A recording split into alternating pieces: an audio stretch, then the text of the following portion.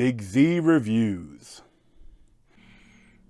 Shang-Chi and the Legend of the Ten Rings is the newest Marvel film, and it's also the first one since the pandemic that is exclusively in theaters and not also on Disney+.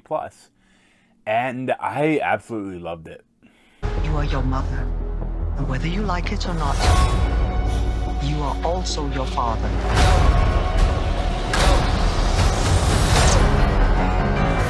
I told my men they wouldn't be able to kill you if they tried.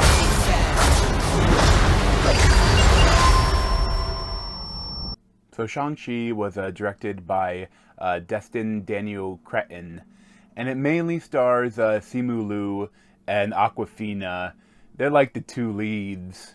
Of course, Simu Liu is Shang-Chi or Shan, and he is kind of the setup is just that he's just kind of an average guy that's in San Francisco that is a valet driver that is just kind of living life, kind of not doing the reaching his potential.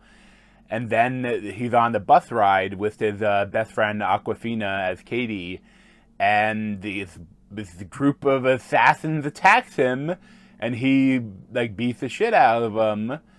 And it is revealed that he is the son of this immortal gang leader, Zhu Wenyu or Tony Chiu-Wai Lung, and he is like the master of the Ten Rings.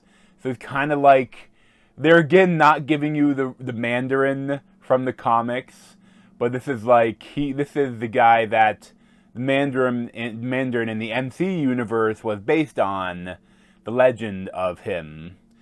And there's just, I really love how this movie deals with the backstory, because they don't give you, it's not like they don't give you a giant info dump that explaining everything, but this is the origin story of Shang-Chi. And they do it very, throughout the movie, they have flashbacks, and you kind of see, the history of his dad, and you see the history of him as a child, and you see what he did, and, how he was trained, and, how kind of shitty his dad was, and you see all, the family interactions and everything, but you get, you get, reveals, and you get more stuff throughout the film, and I think it really works. It really helps. The pacing isn't affected at all, and I found it's really effective. Because I felt like by the end I kind of knew him. It was a great origin story for a hero, and I think one of the better origin stories in Marvel. I think, and there's too, his dad is.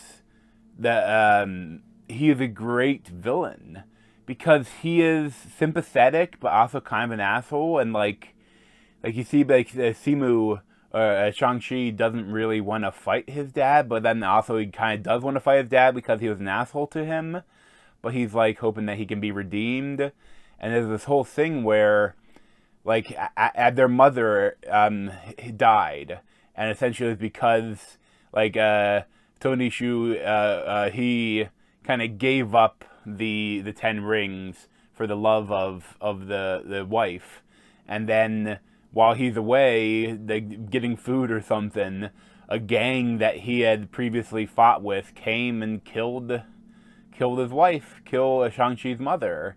So then so then now he really, after that, he really goes into being an asshole, being the gang leader, the leader of the Ten Rings. And but then at a certain point, maybe some darker power finds him and starts whispering in his ear in the voice of his dead wife, wanting to be set free. And that's where the main plot comes, and that's also at a certain point, at the same time, I loved early on how grounded it was. It's in the real world, that the first big fight scene in the bus is the best fight scene ever in the MCU, and there's Later on, it gets more epic, and but I love that too. It's just in a different way, and I love like they deal like with Chinese lore, and just like when they go to this other kind of world, this like parallel universe that is like a magic world, and there's the stuff in there is just crazy. Like it's all CGI, but it's really well done and really interesting and different. And like there's like the battles in the end with this shadow demon thing and the dragon there, the protector of this world, is really fun and really bombastic. Like especially on a big screen, seeing it if you can see it in IMAX. If I travel to see it in IMAX, and it is amazing. And there's a lot here, but also like I love all the character development.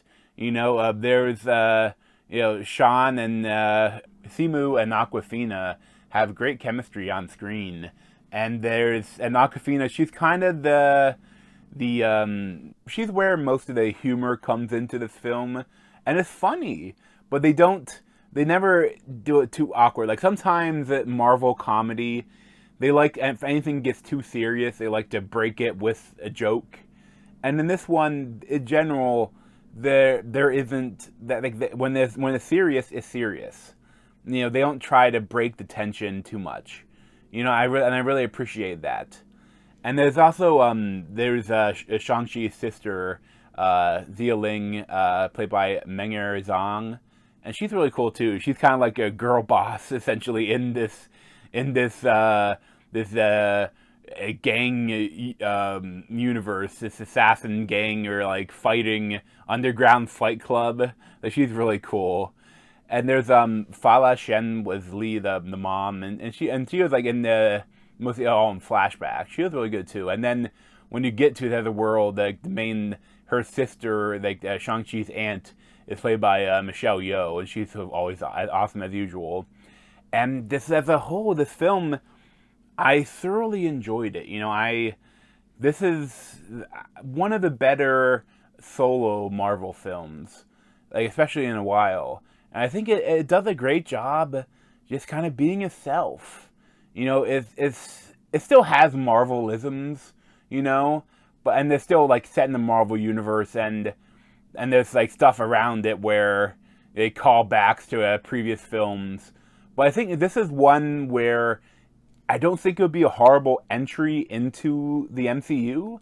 Like if you haven't watched a Marvel movie in a while, like this one would be a decent entry, I think, into it. Like, yeah, there's some stuff that you may not get, but there's nothing. It's a pretty origin film, because Shang-Chi isn't a member of the Avengers, so he's not there's not that much. The only thing you need to know is that half of the world was killed and then brought back to life. So that's kind of like affects some things, but other than that, this would be, I think, a pretty good entry into the Marvel Cinematic Universe. And I think Simu, I really liked him as Shang-Chi. And like there's some great stuff, he plays the kind of the average guy at the beginning of the film, and then he plays the martial arts master really well. Like he can do both sets of the character aspect of Shang-Chi like expertly. And I think I really liked him in this movie, and he led the film very well, and he was great in the action scenes too. Like all the action was excellent in this film. Definitely the best action in a Marvel film since Captain America and the Winter Soldier. There's really nothing I didn't like in this film. Like, it's definitely a Marvel film, so if you're not a Marvel fan, like, you may not like aspects of it, but for me, it hit all the marks. And I absolutely loved it. Like, I'm a big fan, too, of the Chinese epic action films. Like, one of my favorites is Hero, from with Jet Li. But, like, there's aspects of that in this. Like, I wouldn't say this doesn't try to be Crouching Tiger, Hidden Dragon, but it's still amazing, and it's definitely inspired by those films. So I would highly recommend it. I'd probably give it like a 9.25 out of 10, 9.5 out of 10. Yeah, I definitely really liked it, and this is maybe one I have to go to theaters twice. That's if because it's not available elsewhere. But it's an amazing movie, and I definitely recommend it. But thanks for watching. If you want to see any more of me, you can subscribe down below. Thanks.